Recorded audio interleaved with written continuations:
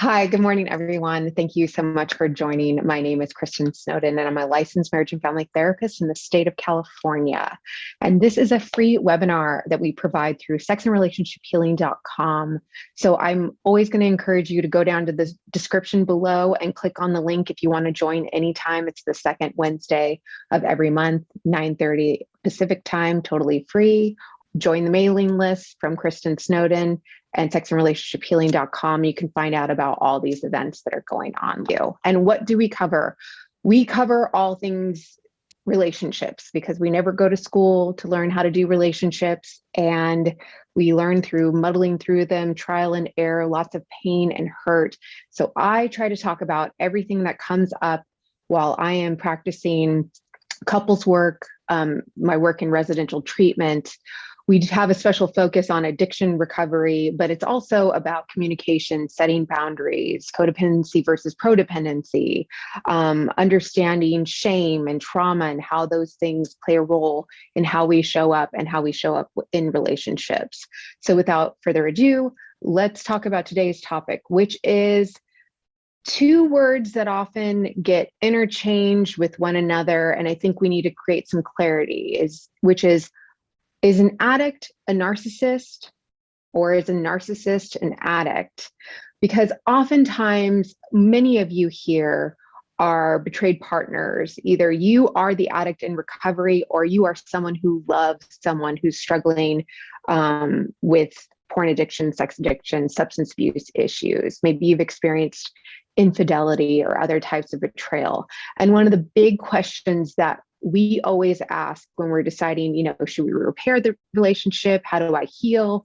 How do I move into another relationship if one ends? Is the big questions of, is my partner able to heal? Are they able to change? How deeply embedded are these behaviors in them, right? The denial of the problem, the lack of accountability that they're willing to take, the minimization, the lying, the sneaking around. And the big one is the apparent lack of consideration for other people's feelings, how their behaviors impact other people. The questions that my betrayed partners always have are, how much of these behaviors are part of the addiction? And then how much of them are perhaps something more? And so then they bring in the topic of, I read about narcissism. In fact, a key word that everyone finds my website is narcissism, narcissistic abuse. It's a really hot topic in this day and age. And so there's a strong focus on, what is narcissism? Is my partner a narcissist? And what's the difference between a narcissist and an addict? And above all else, can narcissists heal and recover, and can addicts heal and recover? So while I can't diagnose your partner, obviously, I don't see them, I don't know them, what I can do is provide you with some definitions, help you understand what narcissism can look like, what addiction can look like, and most importantly, help you understand what recovery can look like when either a narcissist or an addict tries to move into, okay, this isn't working for me anymore.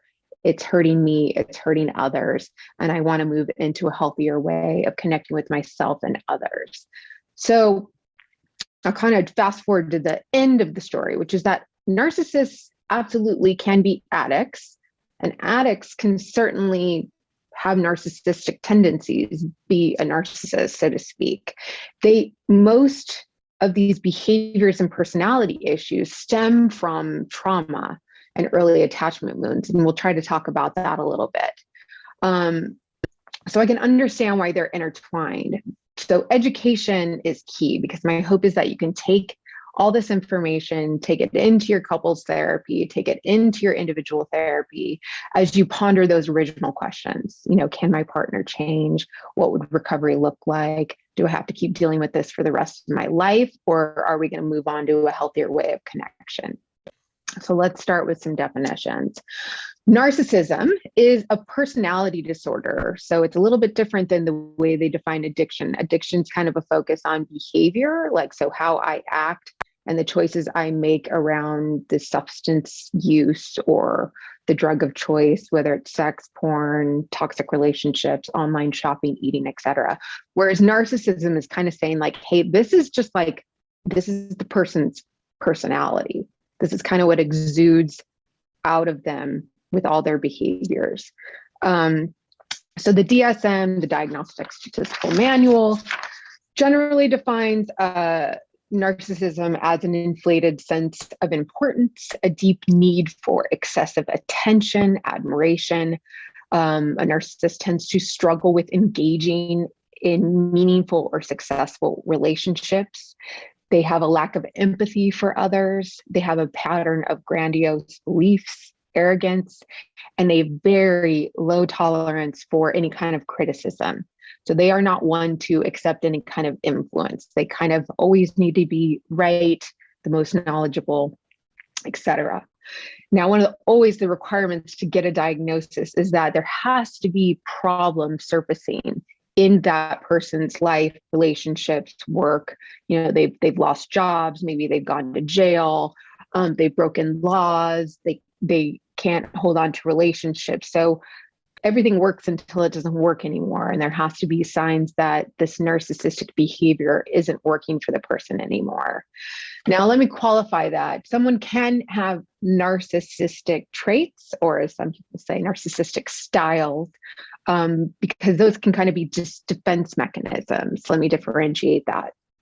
So if, let's say, I, for the most part, have successful relationships, successful working environments, but then I go into a training where I have a bunch of colleagues who are intimidating to me. You know, the part of me wants to impress them, and my shame is like, oh, who do you think you are? You're not as well educated as they are, or maybe they might think that you're not smart enough. So my defense to that presenting environmental moment will be a narcissistic defense. I come in and I pretend that I'm smarter than everybody. Maybe I put a couple of the people down with, passive aggressive comments.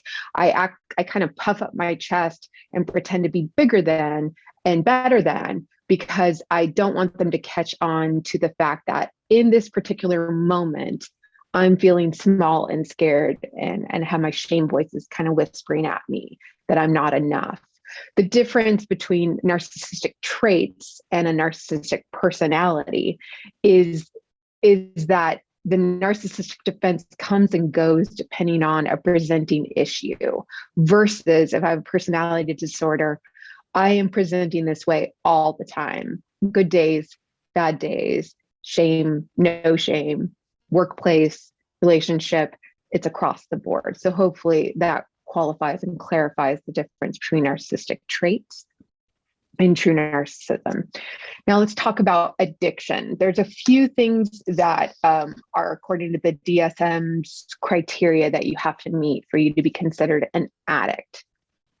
Most important ones are your use of this substance. Now, remember, it's not just drugs, alcohol, so something I consume. It can be me, video gaming addict, porn addict, online shopping. I could be a rageaholic. I could be addicted to really toxic, unhealthy, tormenting relationships. So these are all various ways I can have a substance-induced addiction or substance use addiction, or what they call process addiction, so behavioral addictions. And the use has to kind of create some kind of serious, dangerous issue. So maybe you break laws in order to keep it going. You get a DUI, driving under the influence. You get into fights and rage around other people. You steal credit cards and then steal people's money in order to maintain the addiction. Dangerous use, or actually, obviously, the consumption of chemicals. Oh my gosh, overdoses have gone up crazy amounts right now. So dangerous use, right? Chemical use, using a prescription more than you're supposed to. Those are all dangerous, illegal uses. The use of whatever that addictive substance is has to cause social and relational problems. So a similarity with the narcissism.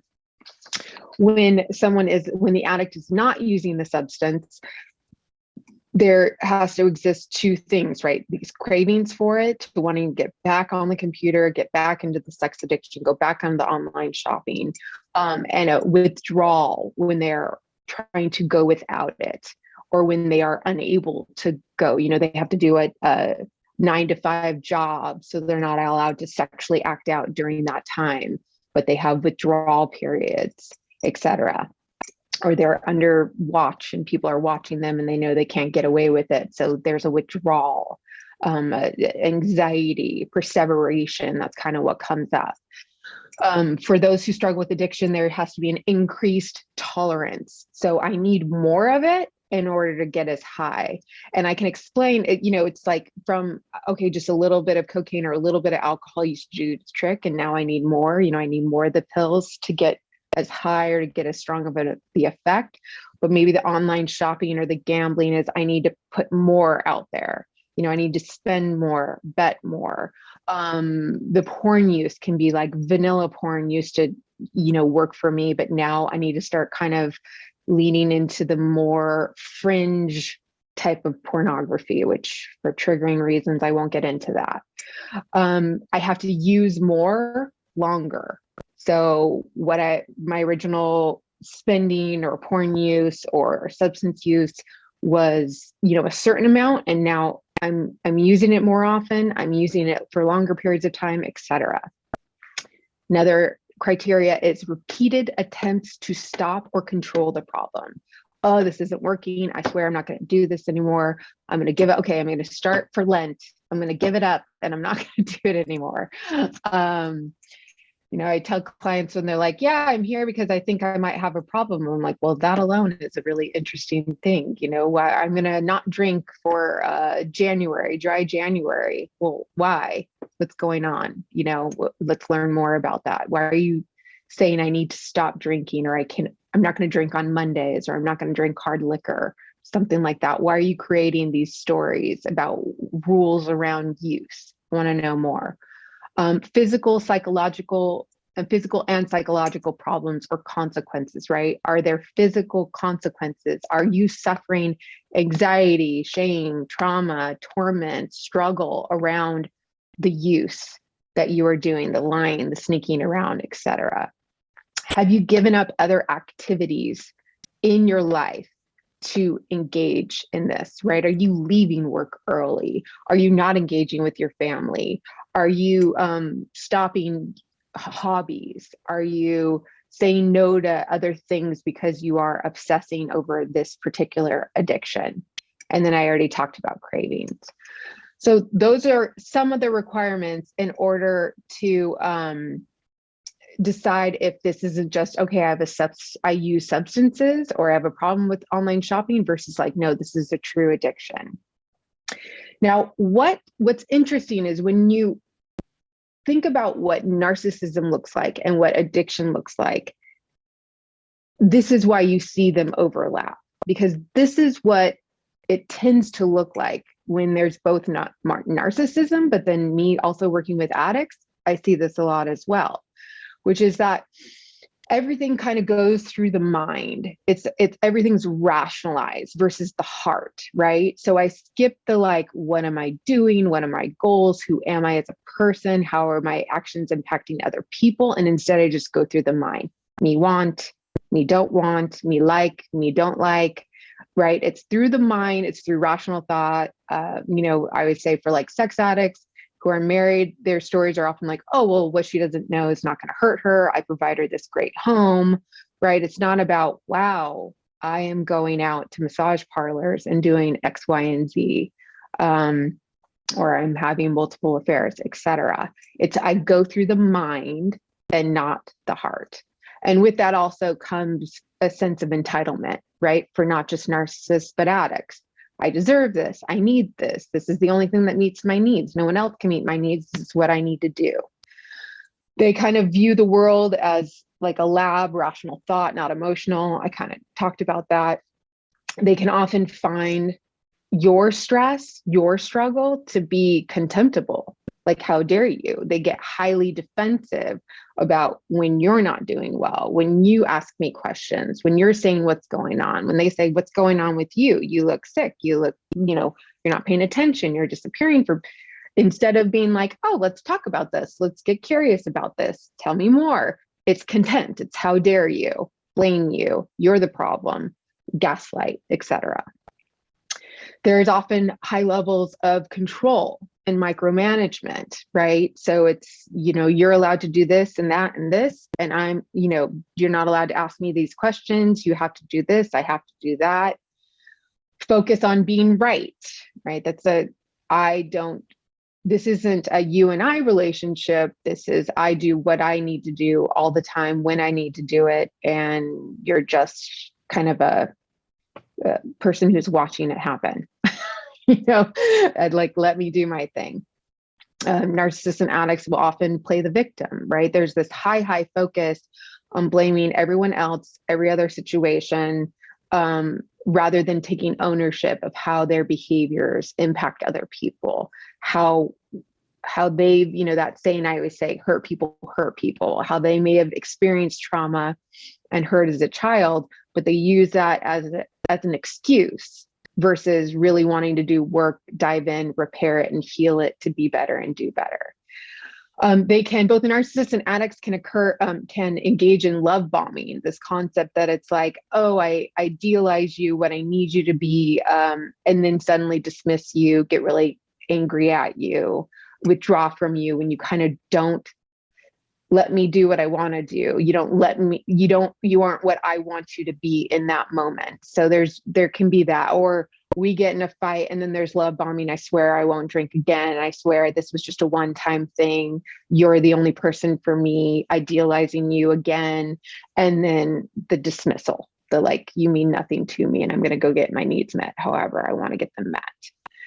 Testing loyalty. So I see this a lot, especially during the recovery when addicts are in that vulnerable state. Will you stay?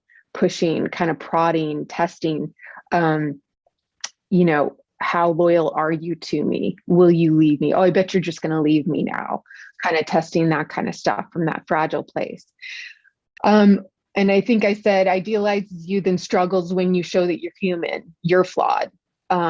Not what you need to be to complete their fantasy or idealism. So there's this slow tolerance for your flaws, your needs, the fact that you have good days and you have bad days, and that it's my job as a partner or a loved one to show up for that. This is also major common overlap, is that the consequences of loving or being in a relationship with an addict and a narcissist are very similar in that the loved ones often feel like they're crazy. They've lost their connection with their instincts. They're emotionally exhausted. They're like, what is going on here? The puzzle pieces aren't fitting together.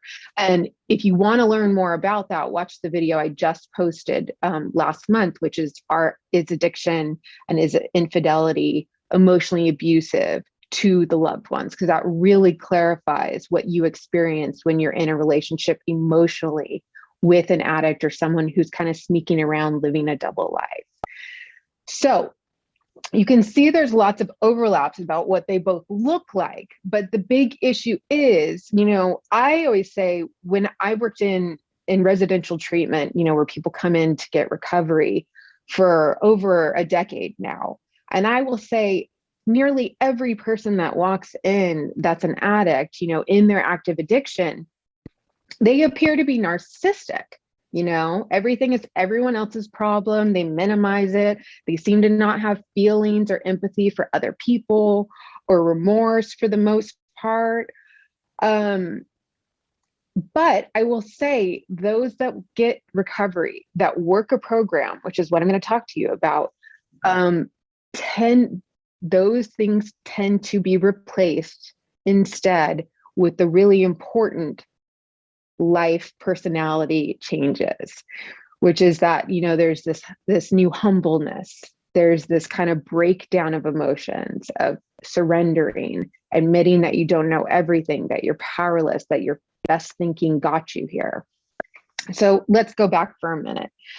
Ironically, when I was thinking about this, now I don't work, by the way, like 100%. I don't work as much with narcissists as I do with addicts, but I feel like, again, most addicts appear to be narcissists upon day one.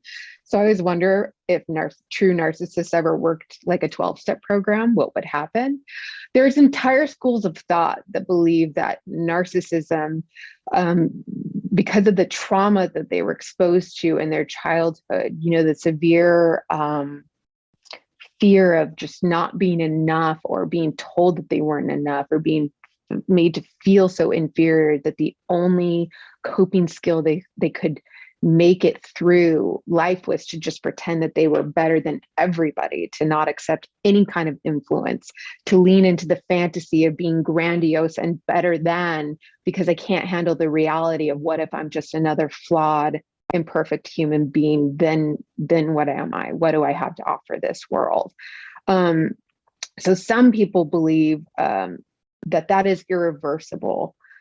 Obviously, in my job, in my world as a therapist, I have a basic kind of altruistic belief that every human is capable of change. Maybe they need a little extra trauma work, maybe they need a little extra love, acceptance, maybe they need some work with a higher power or a spiritual source, etc. I find that addicts who move quickly from that highly narcissistic, kind of filling all the lists of the symptoms I told you about what addicts look like when they're in their addictive element, have leaned into some kind of recovery community, like a 12-step community. As Scott says in that book that I wrote with him, Life Anonymous, that he originally, he's an addict, when he originally went to recovery, he just did it for consequence avoidance. And so that's not uncommon, ladies and gentlemen, for the addict to still appear narcissistic, look like they're going through the steps, trying to be better. Fine, I'll go to therapy. Fine, I'll go to couples therapy. Fine, I'll go to these 12-step meetings. And for it initially just to like shut you up, to please you, to avoid going to jail, to avoid, losing their job, to look good socially again, so they can kind of just get back to their addict whenever they want to. Or better yet, I've stopped behavior, right? I've stopped the alcohol. I've stopped having sex with other women or men, like, okay, leave me alone, but then still engage in the narcissistic type behaviors of like, I get my needs met at any consequence. I have no empathy for you. I always blame other people. I don't take accountability. I can't hold space and tolerance for you to have feelings and for you to have needs, right? So we can get rid of the addiction, the substance, but still have those types of behaviors. So that's common for that to start. And I'm hoping Tammy will say more about her experience with that. But they start that way, as like conflict and adversity and consequence avoidance. But the hope is that when you work things like the 12 steps, it's really meant to chisel away at all those kind of things. I mean, steps 1 through 3 are all about owning, God, not only am I not grandiose and like need attention and need validation, but holy crap, like, not only do I not know everything, I don't know a damn thing. Like, I am powerless and my life is unmanageable. And it is such a hot mess that I have to accept influence from these fellow, fellowship people who have recovery, who have their life back online, and some kind of higher power, some kind of spiritual practice that allows me to humble myself, right place myself in this world, get out of my grandiosity, and connect with a therapist, a sponsor, other people who actually do have successful relationships, who do know how to practice empathy and feelings and conscientiousness with other people, and who are more like productive and connected and have purpose in life. When you complete steps 4 through 7, and again, I have all these videos on how anybody can practice the 12 steps. But when you do steps 4 to 7 in the 12 steps, that's all about owning that part where like, yeah, maybe I was victimized at one point. Maybe did not get the love and connection and validation that I was looking for. I can certainly take that on, but there's a whole other part that, then I used it as fuel to hurt other people. I shut down my emotions and said, oh, these sucked so much. I don't want to have emotions anymore. How about I just am powerful instead of being vulnerable? And how many people I hurt and mowed over. It's steps 4 through 7 are about owning what your not so great parts are. And it sucks and it's painful.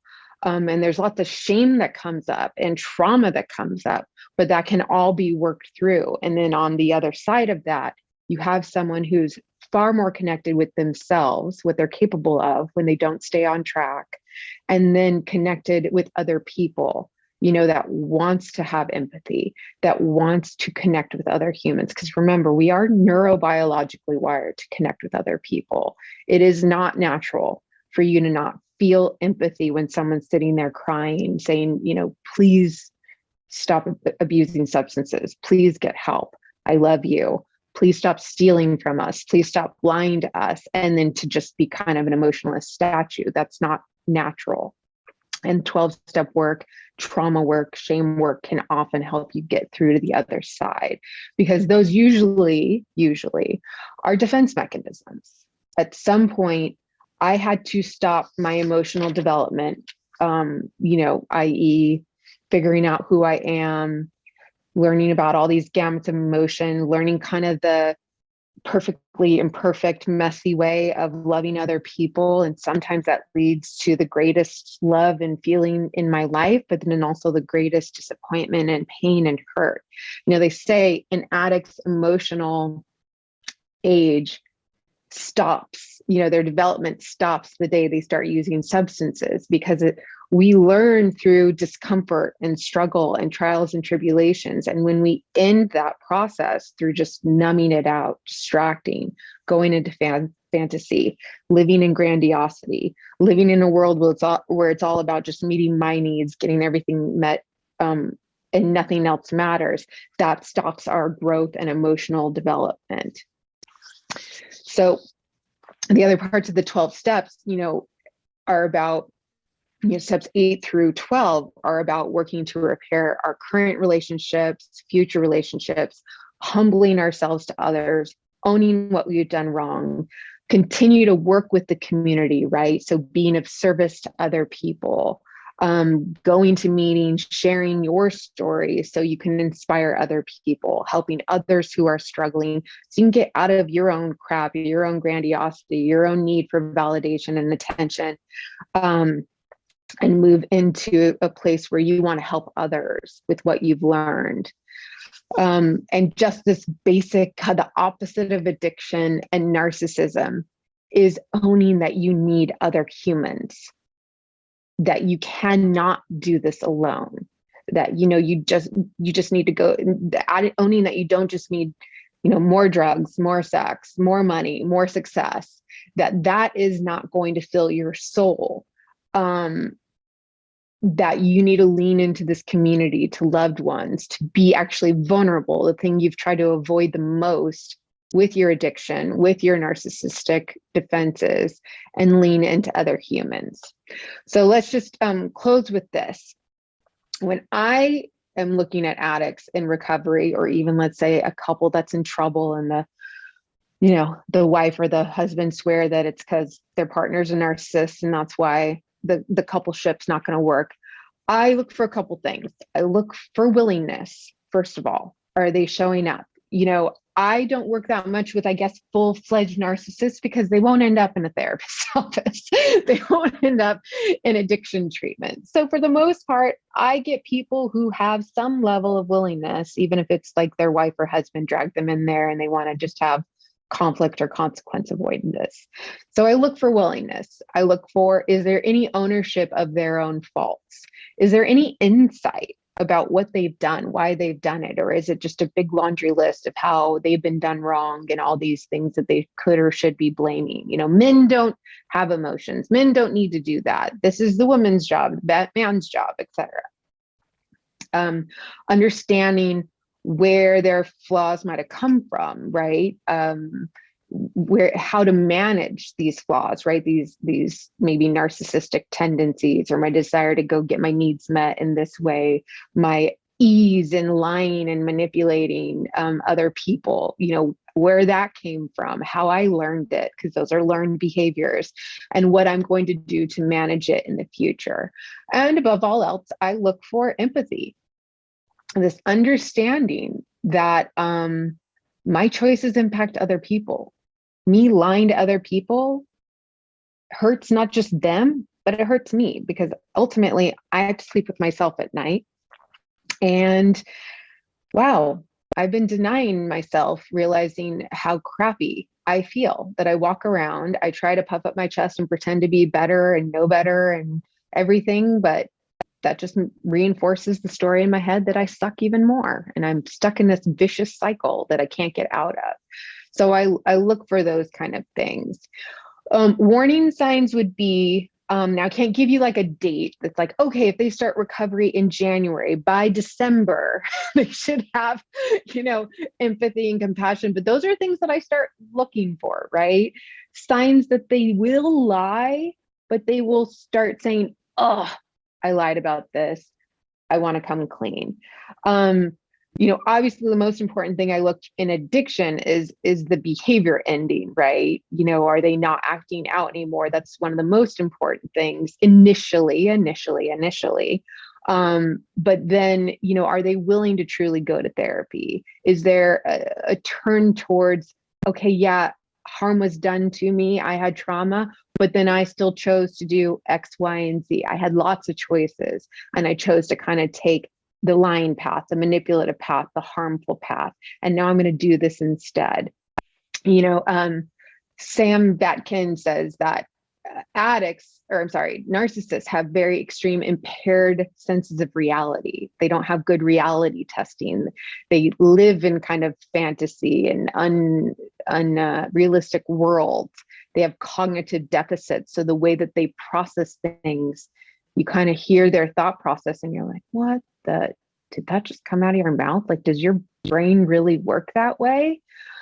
They struggle with positive emotions. They struggle with empathy. So I really look to see that will exist initially. I look to see if that starts altering, if we kind of get them back into reality. The words that come out of their mouth make less of a like, what the heck, really? That's how you think of things? That's how you see other people? That's how you view this world? That's really frightening. And then my hope is that eventually it starts turning through like 12-step work, shame work, trauma work, etc. So you might ask, how long do I need to wait to see if, you know, my partner changes? What kind of things ignite real change? I can't give you hardcore numbers, but hopefully you now know exactly what I'm looking for. And yeah, it's just, I'm kind of looking for working on someone who is trying to develop who they are now. They've used these kind of scaffoldings of narcissism, grandiosity, fantasy, numbing out through drug or substance abuse as a way of never developing what the real building is inside of them. And I'm looking for them now to start doing that internal work, right? Instead of a scaffolding on holding up the outside of the building, looking like it's the structure. I want to see the building going on inside. Their trauma interrupted their self-development. I want to see them understand all of that, do some work around it. You know, can they endure the fear, the uncertainty, the shame, and the vulnerability long enough for that development to occur? Because it's extremely uncomfortable, and they've avoided these uncomfortable emotions for years, decades, their entire life. Even figure out who they are, what are their values, you know, who do they want to be, do they have goals, what's their meaning, what's their purpose, how do they want to show up for themselves excuse me, and for others. You know, do they have real actual substance inside of them? So, hopefully at this time now, you can understand what a narcissist is, what an addict is, understand why their kind of their words and their definitions have become enmeshed and interchangeable. But know what I'm looking for when I'm seeing either of those people move into a state of recovery. Yes, it is all trauma based and attachment wound based, but there is a way out. And so it's fair for you to be asking and expecting and hoping for empathy, intimacy, honesty, and transparency. Some people can get there, some can't. And then you need to make other plans around that. It's kind of that you don't want to do your own definition of insanity where you kind of do the same thing with the same person and hope for something different to happen, but nothing different is happening. That'll drive you crazy. So do be looking for empathy. Are they capable of intimacy? Are they capable of transparency and honesty? Can they adult? Can they take responsibility? Can they take ownership?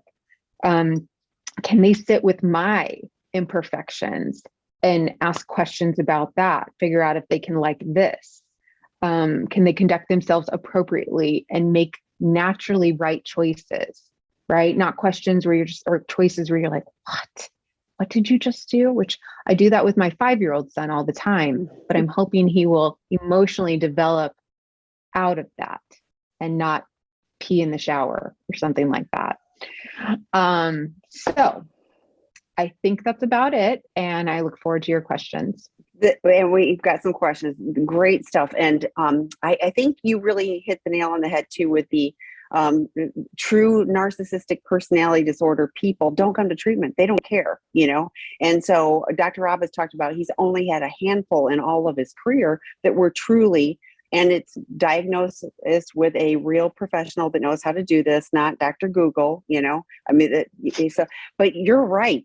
When people say, I think he's a narcissist, I was like, well, he's got, every addict I really believe has narcissistic traits. We are so focused on keeping the ability to continue to use and whatever. And you said, stopping the behavior. And I would caveat that with stop that behavior and not just switch to another form of numbing out in another way, that is problematic and keeps people away.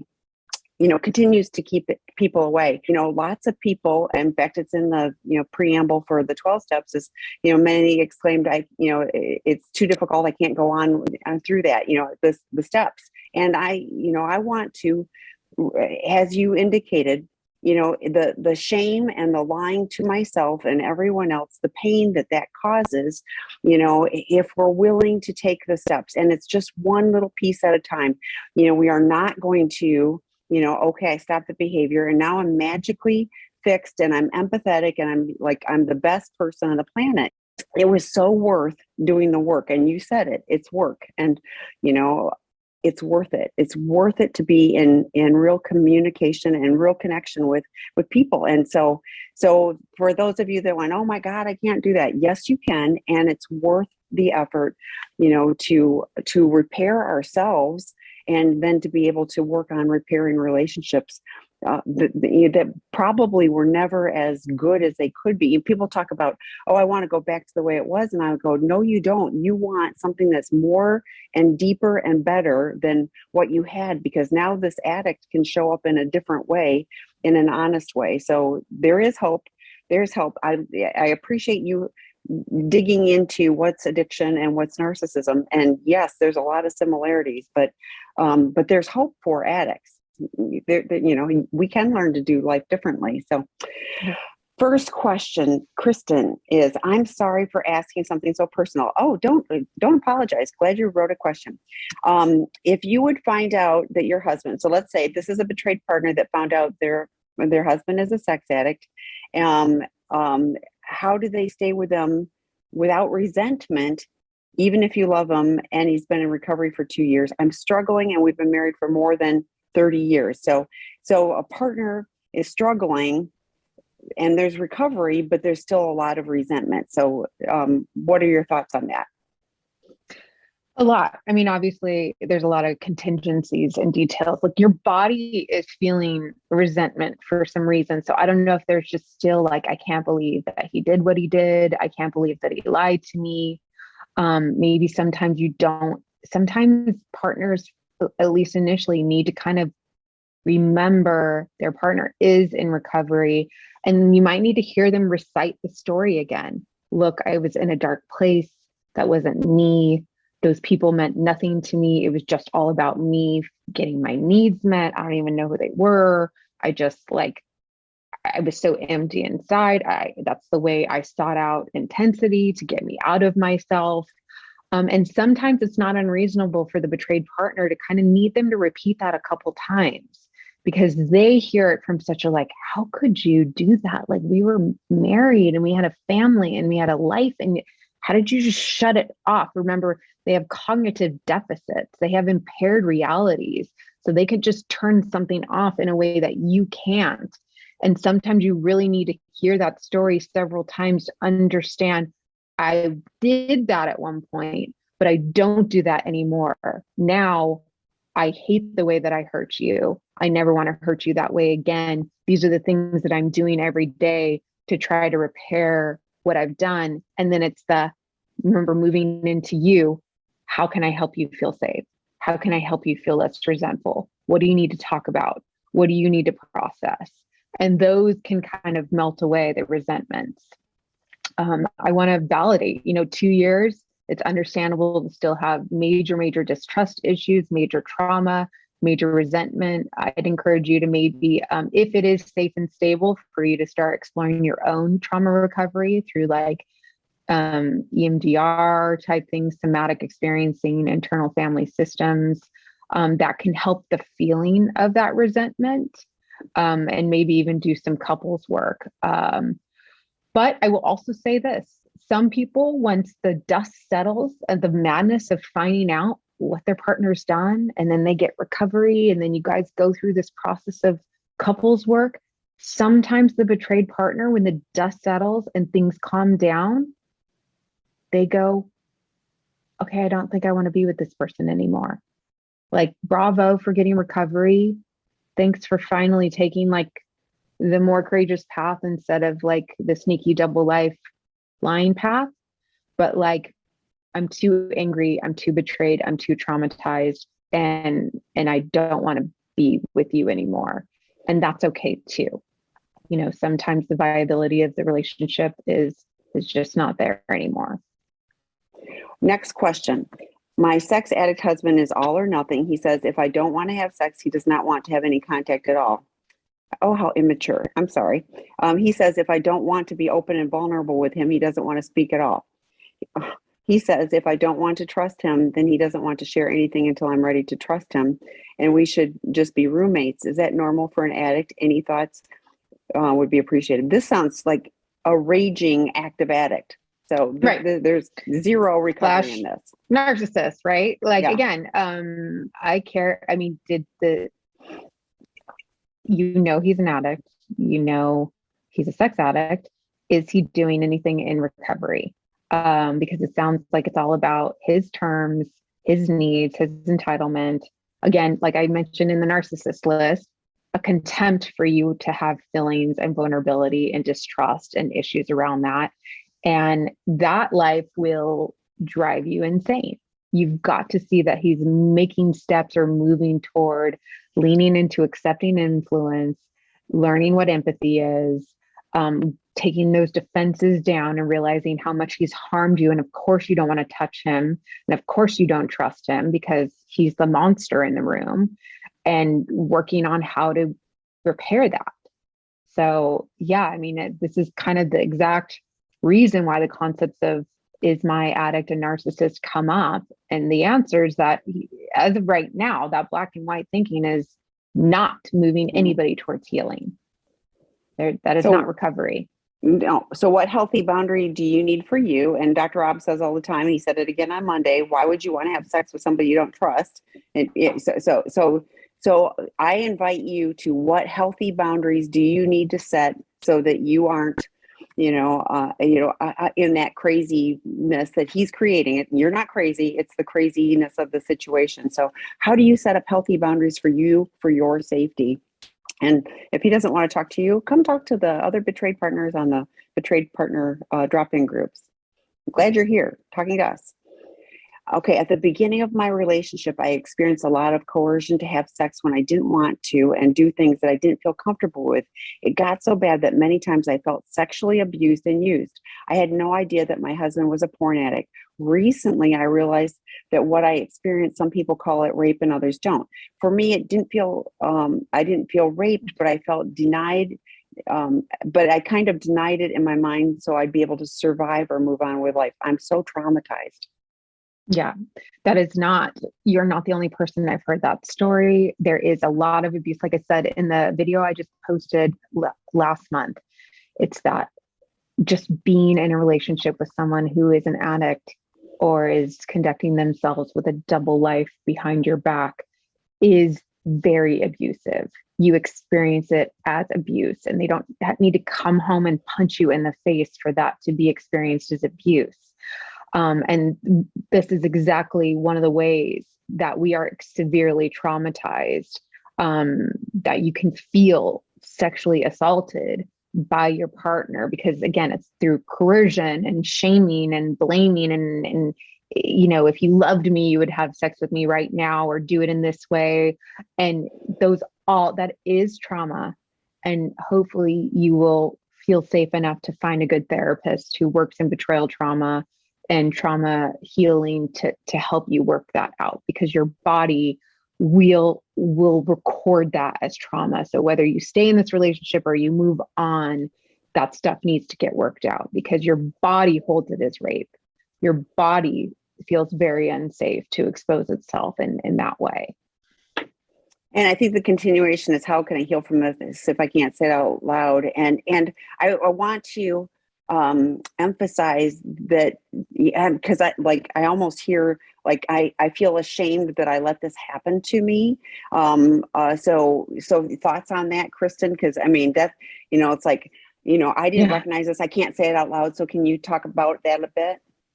Well, she is saying it out loud, and this is why group work is so important for betrayed partners. I will say sexandrelationshiphealing.com has betrayed partners groups. I have betrayed partners groups on my site, Kristin Snowden, because it's this really counterintuitive idea that someone that I loved and trusted harmed me. So I want to isolate and pull back. Yet the only way you're going to heal these traumas is to do work with other people who've been through similar experiences, and you can lean into, and like you said, just speak it, say it out loud, admit it, and then not have someone make a face and be like, what? You're married to him. He can't rape you. And be like, oh my God, I felt that same way too. It's exactly what happened to me. I clench up anytime someone touches me because of what happened. And people understand because they've been through it. So I know your gut's like, heck no, I'm not joining a group and talking about this. But really, this is a part of don't think that all of your body and brain are connected and aligned with one another. Sometimes you have to speak out the trauma part so that the other parts of your brain and body can realize it and you can kind of work it out. And I know that's what what all of our betrayed partners groups try to do, is really educate you on how your body records all of this as trauma and the various steps you can take to work the trauma out, but also while forming connection with other people who've been there and understand it, who hopefully provide you a non-judgmental, vulnerable, safe place for you to share this information. That alone is very powerful. And I hope he's seeking help for his active addiction. So, I mean, that's, he can start to change, but you, regardless of what he does, please, get qualified help for you and support. So, and I often get at Tammy, TAMI at seekingintegrity.com, people looking for qualified help. email me, tell me what you're looking for and where you're located, and I'll do my best to help you find, someone who can work. And I don't get a kickback, trust me. So, okay. How does this relate to trauma bonding and primary love relationships? Also regarding, I don't know what that's, I'll maybe talk about it. narcissism. I think I know what you're saying. All right. Yeah. Also regarding our behaviors according to our attachment styles, while the basis of attachment styles is thought to be formed in early attachment or early childhood and mostly set, do you see changes in attachment style responses after things like betrayal trauma, meaning that someone with basically a secure attachment style can seem or become anxious or insecure after discovering things like chronic SA, infidelity, etc.? For me personally, it seems that I'm intensely seeking reassurance and feeling dysregulated around issues of trust and desire for connection due to my partner having lied, addicted to destructive behaviors, etc. So, right. So let's talk first about that. Trauma is anything that overwhelms your neurobiology, and it records it deep and fast to change you, to make you adapt to the new situation, to keep you safe. So you bet your ass that even if you were in a secure family and you engaged in secure attachment behaviors, which by the way, I have videos and all those things if you want to learn more about that. Something severely traumatizing, like finding out the person that you married and trusted had led an entirely separate double life and has been lying to you for years. And, and you're telling yourself, I didn't catch it and I didn't know. You bet that you would suddenly turn into an anxiously attached person or an avoidant person that doesn't want to connect with other people out of fear. That it overwhelmed your neurobiology and recorded as trauma. So it's going to alter the way that you view the world and the way you try to connect from that moment on. Is it healable and recoverable? Yes, which is again why I encourage group work, not just individual work and trauma work, but group work, because you need to heal through other people's connections. And to go back to the trauma bonding, this is what I think you mean. They talk a lot about in the narcissistic world that like you'll trauma bond with a narcissist. Like you'll fall in love with the fact that he or she idealizes you and love bombs you. And then you're kind of like, you feel the like, oh my gosh, I'm finally adored. I'm finally validated. And then suddenly they'll dismiss you. And then instead of you being like, well, screw you, fine. Like if you're not tolerant of the fact that I'm imperfect, oh, excuse me, and walk away. Instead, it kind of ignites your trauma of like, okay, fine, I'll run on the treadmill and I'll be better and I'll do better and I'll have sex with you more and I'll be what you're saying that I need to be in order for you to idealize me again and tell me that I'm enough again and love bomb me enough. And then you get into this trauma bond cycle where you kind of chase out of your like own attachment wounds for him or her, the narcissist or whomever, to finally like validate you again. But, fast forward to the end of that story, which is that it's kind of been crazy when you think about when we walk around with this gaping wound in our soul because we're struggling with our own flaws and our own imperfections, that we go to another totally flawed human being and think that they're capable of making us whole. They're just as flawed and they're just struggling in the same way that we all are. But that's what we do. We think another person is going to be enough to make us finally feel like we're enough, that we are wholeheartedly valid and good and perfect and all the things, but that's not really how it works. Okay, and last question. 11 years married to my SAPA husband. Just found out in October, trickled D-days and retractions. Still don't have the truth. He can't even talk to me without blaming me for our situation. He joins Zoom meetings and thinks that's working on recovery, but he's so angry and hateful towards me and the idea of managing, even though he wants monogamy. Do you see SAs who get help after a year or so and are still able to recover their families? Yes, we have lots of, we've got a treatment center actually right now full of them. So, right. Yeah. But it has to usually be bad enough for them, right? The number one requirement for all diagnoses is that it has to stop working for the person, right? So even if I'm high anxiety, I'm not really struggling with anxiety unless I walk into a therapist or I say, oh my gosh, this anxiety is impairing my relationships, having me struggle at work, My husband says I'm an asshole because I'm so anxious all the time. I can't sleep. Those are all ways that I know that my anxiety is not working for me anymore. So please remember that. For addicts, for narcissists, for anxious people, for depressed people, everything works until it doesn't work anymore.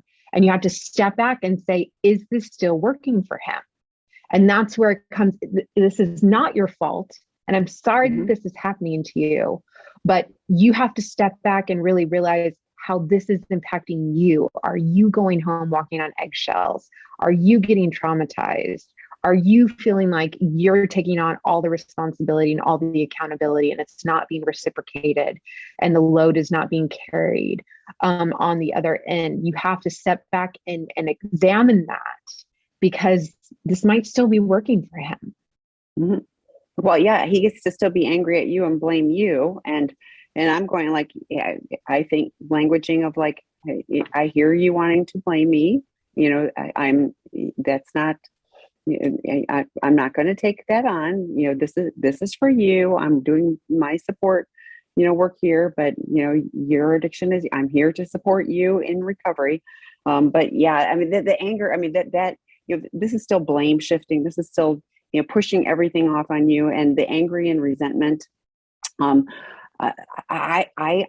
honestly think addicts are in the worst place when they've stopped the behavior. So they have abstinence, but they don't have the tools to do recovery. It's like, I'm not Catholic, but like purgatory, where you're in between, you're in that in between spot. And it's like, oh, okay, I'm not going to do that, but I don't know enough of how to do things differently. So yeah, I mean, getting the right level of help, to change. I mean, honestly, that's what we do, in our program is really unpack all those things and help them be in a very different place. I think that the garage at the residence is full of trash bags of shame and guilt and anger and all those negative, toxic things. They get to leave it there, and then they can go home and be in a different space. And I hear that from partners regularly. I love when I hear from the addicts that it's life-changing. I care more when I hear about it from partners who say he's different. I can see it. It's not magical, but I can see it's awkward, and but I can see he's trying and he's in a different place.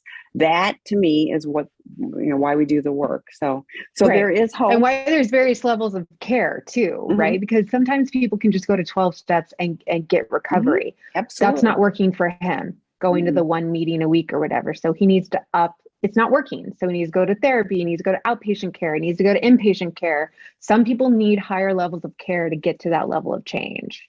So sorry. But you setting you setting healthy boundaries of like, if you want to be angry and resentful, you can go call your sponsor. And, I'm going to go take a walk. I'm like, what do you need to do to set healthy, safe boundaries for you? Thank you all. Thank you, Kristin. It's great to see you. Thank you. We'll see you again in May. Kristin is always open to topics and things. So email me or her, and, we'll put it on the list for future webinars. But this was a really helpful one to unpack. Thanks, everybody. Bye. Yeah, thank you so much. And please take a minute to subscribe to my channel and check out all the various resources that I have down in the description. There are so many different ways to meet with me, continue work with me, and just connect with various resources that are out there. My website is a lot of information, articles, free webinars, other live interactions with me, because my goal is to get you the help and support that you need if any of these videos resonate with you to kind of continue down that path towards growing and getting out of those unhealthy patterns. So please subscribe to my mailing list on kristinsnowden.com. Subscribe to this channel. I look forward to continuing work, and I really wish you well on your journey.